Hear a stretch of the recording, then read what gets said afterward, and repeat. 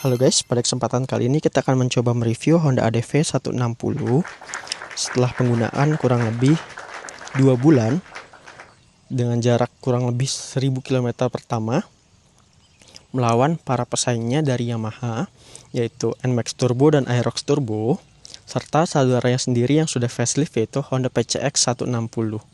Apakah Honda ADV ini dapat bersaing melawan pesaing-pesaingnya tersebut di tahun 2025 ini? Kita mulai reviewnya dimulai dari fascia depannya terlebih dahulu. Kurang lebih tampilannya seperti ini. Untuk perlampuannya sendiri sudah full LED ya. Lampu depannya termasuk lampu sennya sudah full LED.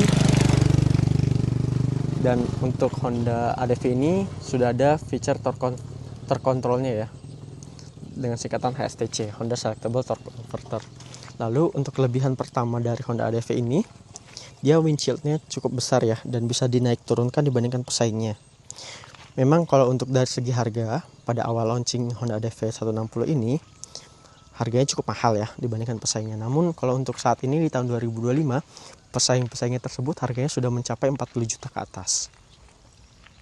Dan untuk Honda ADV sendiri di Kota Padang saat ini harganya di angka 38 juta. Ini untuk tampilan depannya. Untuk cara mengatur windshieldnya itu sendiri, itu kita dapat menarik tuas seperti ini, baik di kiri maupun di kanannya secara bersamaan, untuk kita naikkan windshieldnya seperti ini. Dan dia terdapat lubang angin di sini ya. Untuk windshieldnya sendiri dibandingkan Honda ADV 160 sebelum facelift, yaitu Honda ADV 155, ini sudah cukup agak tinggi ya. Namun memang kenapa harus ada lubang di sini gitu, jika memang untuk ditinggikan.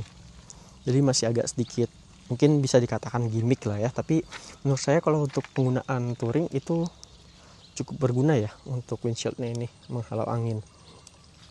Lalu kita beranjak ke bagian speedometernya terlebih dahulu. Untuk tampilan speedometernya kurang lebih bentuknya seperti ini. Dia sudah ada topinya ya untuk menghalau cahaya matahari. Di sini ada RPM-nya. Kemudian ada indikator bensin. Ada indikator jam, temperatur suhu. Kemudian kita dapat ganti-ganti tampilan ketiga ini dari joystick di sini ya, tombol di sini. Bisa dinaik turunkan. Dan misalkan kita ingin mengganti suhunya, dia dapat berubah menjadi ke indikator aki, voltasenya ya. Kemudian kembali ke suhu. Ini untuk suhu di luar ya. Untuk akinya, kalau dalam keadaan standby dia harus di atas 12. Sehatnya itu normalnya di angka 12. Kemudian kita dapat ke bawah. Ini ada average consumption-nya. Ini penggunaan setelah 1000 km pertama, 1700 km pertama, itu saya dapatkan di angka 44,1. Sudah tergolong irit ya dibandingkan pesaing-pesaingnya, yaitu dari Yamaha. Karena untuk di Yamaha sendiri, untuk mencapai angka 40 km per liter sendiri pun agak cukup berat ya. Lalu ada average consumption untuk trip B. Ini laps E, yaitu lama menyalanya kendaraan di trip A. Ini untuk lama menyalanya kendaraan di trip B. Kemudian ini konsumsi rata-rata real time-nya ya. Lalu di bawah ada total jarak berkendara selama 1000 km pertama.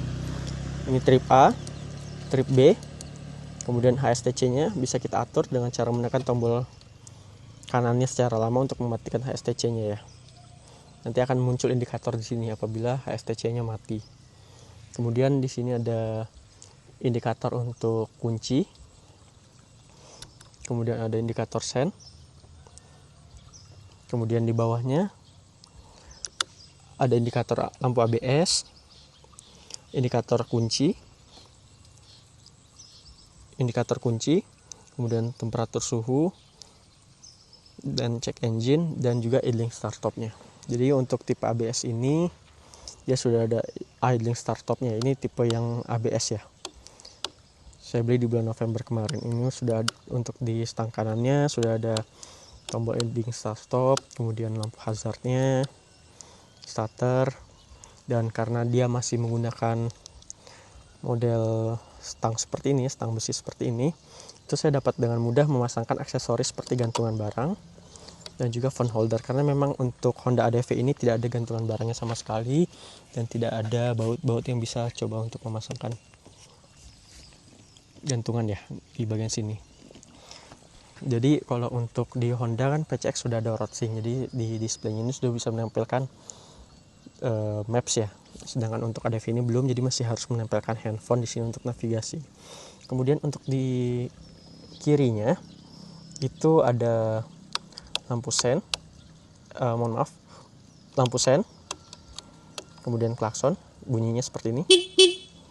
Kemudian indikator lampu jauh dan lampu dekat. Dan ada beberapa kendala di pengguna Honda ADV 160 ini, itu konon katanya apabila terkena hujan cukup lama, klaksonnya itu tombolnya akan cepat bermasalah. Tetapi pada saat kemarin saya touring sejauh 6 jam dengan full non-stop terkena hujan, itu setelah mencapai Kota Padang, untuk rumah klaksonnya ini kemarin sempat koslet ya. Dan untungnya di Kota Padang itu AHM-nya memang cukup sigap ya, menyikapi komplain saya. Jadi dan untungnya ada penggantinya pada saat itu, karena kalau misalkan tidak ada penggantinya itu konon harus inden selama 1 hingga 2 bulan. Jadi ya semoga saja untuk yang kedepannya klaksonnya tidak ada yang seperti saya ya. Kemudian kita kembali lagi ke sini. Untuk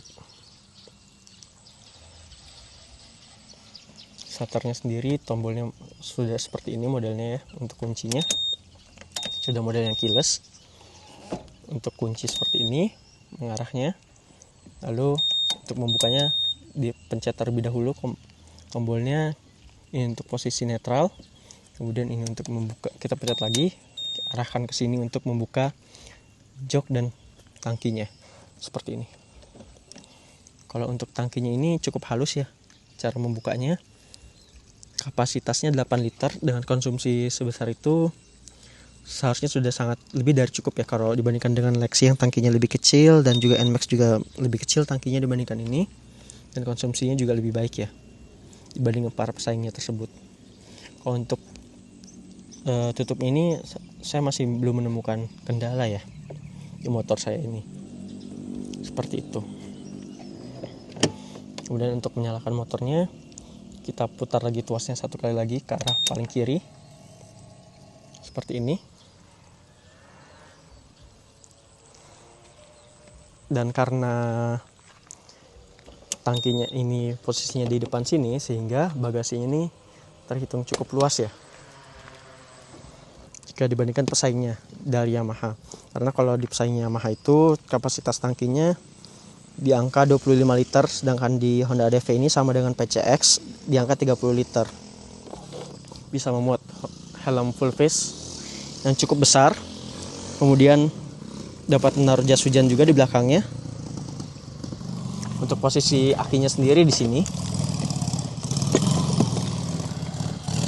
ukurannya seperti ini. Kemudian kalau untuk pembelian di Kota Padang, itu kita mendapatkan kain kasa steril dan juga P3K seperti betadine. Terus kita juga mendapatkan obeng-obeng dan tire inflator, serta dapat juga jas hujan ya.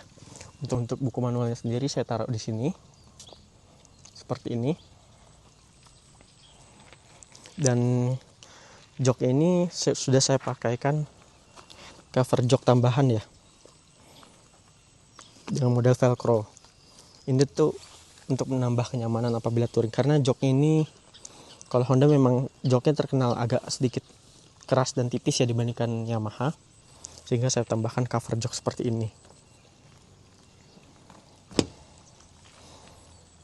Untuk cover jok ini dapat kalian beli di online shop dengan harga sekitar kurang lebih 100 ribuan. Kembali ke depan sini, di sini apa sih nih kotak yang ada di sini? Ini bisa dibuka ya teman-teman ya. Seperti ini. Nanti akan muncul besi seperti ini. Ini kalian bisa gunakan untuk membuka bagasi secara darurat menggunakan tuas yang seperti ini pada saat kalian pembelian motornya. Jadi tinggal kalian taruh di sini, kalian putar ke arah bawah, nanti joknya akan otomatis terbuka secara manual dalam posisi jok, posisi kunci seperti apapun. Karena apabila akinya rusak, ini tidak akan dapat diputar-putar ya. Jadi kalian harus mengganti akinya terlebih dahulu dengan cara membukanya seperti ini. Dan untuk paket pembeliannya sendiri, kita mendapatkan kunci. Ini sudah saya pakaikan cover. Covernya agak lucu ya memang ya. Karena memang ini pilihan dari istri saya kuncinya, covernya. Kita dapatkan 2 ya, cover kuncinya. Untuk kuncinya yang model kedua seperti ini. Lalu selain kunci mendapatkan 2, kita juga mendapatkan barcode yang tertutup seperti ini. Ini tidak boleh sampai ketahuan sama orang ya nomornya, karena kita dapat menyalakan motornya tanpa menggunakan kuncinya apabila kedua kunci ini hilang. Seperti itu. Dan dapat diduplikat menggunakan nomor ini dan hanya bisa diduplikat di bengkel resminya yang sesuai yang disarankan. Jadi kurang lebih seperti ini untuk kuncinya. Lalu kita lihat ke sisi samping, karena ini adalah tipe yang ABS ya. Kita lihat dulu ke bagian sisi samping depan bawah. Ini remnya sudah menggunakan ABS dengan disc brake-nya model waving seperti ini. ABS-nya single channel ya. Untuk tipe yang ABS ini dia warnanya doff. Warna motornya doff. Dengan emblemnya keemasan seperti ini ya. Kalau untuk Honda ADV 160 emblemnya di sini, sedangkan yang masih sebelum facelift Honda ADV 155 dia di sini. Dan untuk tipe ABS ini hanya depannya saja yang ABS ya, belakangnya masih belum.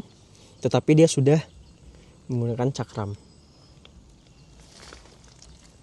Untuk suspensinya dia sudah dual shock seperti ini dengan tabung. Namun tidak ada settingan preloadnya sama sekali ya. Jadi seperti ini. Dan dia agak sedikit keras ya apabila digunakan sendiri. Oleh karena itu saya tambahkan jok tambahan untuk menambah kenyamanannya. Terus salah satu kelebihannya Honda ADV 160 yaitu walaupun dia sudah menggunakan suspensi Showa, namun masih agak cukup keras. Untuk lampu belakangnya kurang lebih seperti ini tampilannya. Sudah LED depan dan belakang. Ini sudah saya ganti ya menggunakan handle tambahan untuk menambah bracket, karena di sini saya sudah menggunakan top box di belakang sini model Pioneer. Kalau kalian tertarik untuk saya mereview top box Pioneernya, cepat komen di bawah ya. Untuk mesinnya sendiri dia sama dengan Honda Vario dan juga Honda PCX di 160 cc. Tampilan mesinnya seperti ini. Dan salah satu kelemahan di Honda yang mesin 160 cc ini, itu kita harus menambahkan cover pelindung seperti ini agar crankcase-nya tidak jebol. Seperti itu. Untuk dudukannya sendiri, ini saya coba praktekkan. Dia cukup luas ya. Ukuran kaki saya ini 42 cm, 42 kakinya ya. 42 ya ukuran kaki saya. Masih cukup luas. Jadi berikut kesimpulannya, Honda ADV ini memang belum ada bocoran ya kapan akan di facelift di tahun 2025 ini. Kelemahannya mungkin dibandingkan para pesaingnya, pertama dia belum bisa menampilkan Google Maps ya, atau Maps seperti Garmin di displaynya sini. Tetapi itu tidak menjadi masalah bagi saya, karena dengan stang masih telanjang seperti ini kita dapat dengan mudah menambahkan aksesoris seperti ini ya. Seperti itu, karena Honda PCX sendiri sudah tidak telanjang seperti ini untuk stangnya. Kemudian kelemahan yang kedua mungkin berada di suspensinya ya, yang masih agak sedikit cukup keras. Namun semua kelemahan itu dibayar dengan beberapa kelebihan, seperti untuk contohnya ini di dudukan untuk injekan belakang ini sudah model yang seperti ini cukup nyaman ya, besi kokoh. Kemudian yang kedua, dia sudah ABS walaupun masih single channel. Kemudian lampunya sudah full LED. Memang pada saat launching pertama kali Honda DV160 ini harganya tergolong mahal ya dibandingkan para pesaingnya, tetapi di tahun 2025 ini para pesaing itu sudah mencapai harga di atas 40 juta ke atas. Termasuk Honda PCX sendiri yang roadwing sudah mencapai 40 juta ke atas. Dan kelebihan lainnya yaitu windshieldnya ini dapat diatur naik dan turun, yang tidak ada di para pesaing lainnya. Dan juga bannya yang dual purpose seperti ini. Ini sangat nyaman digunakan di daerah berpasir seperti ini ya. Jadi kurang lebihnya reviewnya seperti ini. Apabila kalian ingin mencoba, saya coba bandingkan Honda ADV 160 ini dengan Honda Vario 160, bisa kalian komen di komentar di bawah ya, agar nanti saya coba bandingkan antara Honda ADV 160 dan juga Honda Vario 160. Kurang lebihnya seperti itu.